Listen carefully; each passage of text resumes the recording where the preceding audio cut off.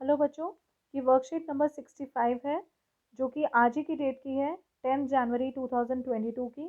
और सब्जेक्ट है science, class है 9th। ये हमारा नेक्स्ट चैप्टर जो है वर्क एंड एनर्जी उसमें से ली गई है। तो स्टार्ट करते हैं कि when do we say that the some work has been done by a force. मतलब वर्क बेसिकली क्या है। Scientifically the concept of the work done is quite different from how we perceive it in the daily life. जो हमारा scientifically हम work बोलते हैं वो काफ़ी डिफरेंट होता है। जो कि हम कहते हैं तूने ये काम कर दिया, तूने वो काम कर दिया, तो that work is different from the scientifically work done. तो work is said to be done when a force applied to an object causes the change in the state of the rest or the motion of the object। Science में work वो होता है कि जब हमने एक force लगाया, ठीक है, अप्लाई करा ऑब्जेक्ट पे, और उसकी वजह से उसकी डिस्प्लेसमेंट हुई। उसकी डिस्प्लेसमेंट हुई मतलब उसने अपनी पोजीशन चेंज करी या मोशन में आ गई या रुक गई, कुछ भी हुआ। So the processes like reading, writing, thinking, analysing are not considered as work scientifically. Scientifically अगर देखा जाए तो सोना, पढ़ना, लिखना, ये सब काम नहीं है। तो साइंटिफिकली अगर देखा जाए तो वर्क डन जो है उसमें पहली चीज़ होनी चाहिए फोर्स, और दूसरा होना चाहिए कि उसमें डिस्प्लेसमेंट हुई है। अगर ये दोनों चीज़ें फुलफिल होती हैं तभी हम कहते हैं कि work has been done. So according to science W is equal to F into S. Examples when work does not happen. Applying a force on the wall which won't move. अगर आप एक दीवार को धक्का दे रहे हो, या एक स्टूडेंट ने एक बैग अपने कंधे पे लेके खड़ा हुआ है, या हम मूवी वॉच कर रहे हैं या बात कर रहे हैं, ये वर्क नहीं माना जाएगा। ठीक है, तो वर्क क्या माना जाएगा, वो हम उसका मैथमेटिकल एक्सप्रेशन देंगे। Work done by a force is denoted by W, उसको W से डिनोट किया जाता है। And the work done by a force is equal to the product of the force applied and the displacement of an object.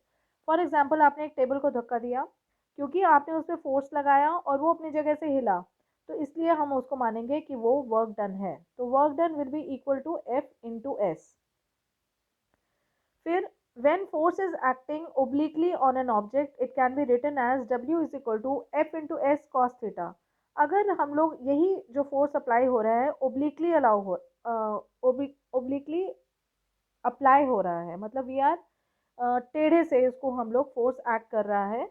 Obliquely आप समझते हो I hope कि it is moving with an angle, ठीक है। तो इसमें जो formula आ जाएगा वो W is equal to F into S, साथ में कॉस थीटा आ जाएगा। ठीक है, क्या आ जाएगा साथ में, F into S cos theta. Work done जो है वो एक स्केलर क्वांटिटी है because it has the magnitude not having any direction, और इसका जो यूनिट है वो है न्यूटन मीटर, क्योंकि फोर्स का जो यूनिट है वो है न्यूटन, और एस का जो है वो है मीटर। तो हमारे पास आ जाएगा इसका यूनिट न्यूटन मीटर।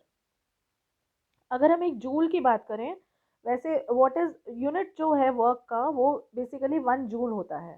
ठीक है, तो 1 joule will be equal to 1 newton and 1 meter, मतलब it is the product 1 joule of work is said to be done on an object when a force of 1 Newton is applied, ठीक है, and it displaces the object with 1 meter। मतलब अगर आपने 1 joule को define करना है तो आप कहोगे जब हमने 1 न्यूटन फोर्स अप्लाई करा और कितनी चीज हिली 1 मीटर से, तो उसको हम कहेंगे 1 जूल। तो this is how you will define 1 joule. उसके बाद है कि नेगेटिव, पॉजिटिव और ज़ीरो वर्क भी होते हैं। पॉजिटिव वर्क वो होता है कि जब फोर्स अप्लाई हो रहा होता है in the direction of motion. तो work done is said to be positive when the direction of the motion produce in an object is same as the direction of force. मतलब जैसे कि अगर आप इस तरफ फोर्स अप्लाई कर रहे हो और उसी तरफ चीज़ घूम रही है, चल रही है, तो उसको हम पॉजिटिव फोर्स कहेंगे। लेकिन work done is said to be negative जब डायरेक्शन ऑफ मोशन जो है वो डिफरेंट है और फोर्स अप्लाई किया जा रहा है अलग डायरेक्शन में। ठीक है, मतलब जैसे कि सपोज मैं इस साइड धक्का दे रही हूँ लेकिन जो चीज़ है वो इस साइड घूम रही है, तो वो उसको हम नेगेटिव मानेंगे। ठीक है, सपोज एग्जाम्पल इसका है कि apply the brakes in a moving car, a goal keeper stopping a ball to avoid the goal. इसमें क्योंकि फोर्स कहीं और लग रहा है और डिस्प्लेसमेंट कहीं और हो रही है, तो ये नेगेटिव है।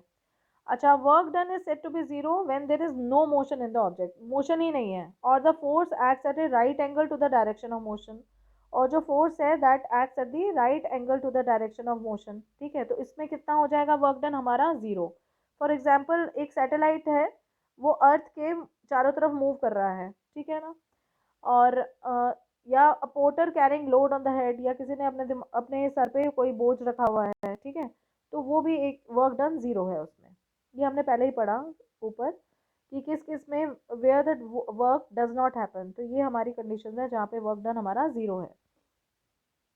क्वेश्चन आंसर्स की बात करेंगे तो डिफाइन अ वर्क डन क्या माना जाता है, F into S and 1 joule of work. तो 1 जूल ऑफ वर्क तो आपको ये हो गया, और वर्क डन जो हो गया that is equal to F into S, ठीक है, तो ये दो चीज़ें आ गई। क्वेश्चन नंबर 2 है what are the conditions for the work done by an object, क्या क्या कंडीशंस हमारी चाहिए होती हैं। तो वर्क डन में दो कंडीशंस चाहिए होती हैं, एक तो फोर्स अप्लाई होना चाहिए और दूसरा उस ऑब्जेक्ट के डिस्प्लेसमेंट होने चाहिए, ठीक है। क्वेश्चन नंबर थर्ड है, load is pulled using a force of 5 newton to displacement of 2 metres. तो एफ इंटू एस करके निकालेंगे, 5 इंटू 2 करेंगे तो हमारे पास वर्क डन आ जाएगा 10 जूल्स। नेक्स्ट क्वेश्चन है, हमें एग्जाम्पल्स लिखने हैं positive negative and zero work के, तो ये तीनों ही यहाँ पर आ जाएंगे, answer number 4। And unit of work done लिखना है, तो यूनिट आपका जूल है वर्क का, और that is equal to 1 newton and into 1 metre, ठीक है। तो ये थी आज की क्लास, मिलते हैं अगली वर्कशीट के साथ अगले दिन। Take care, stay home, stay safe and like share and subscribe my channel.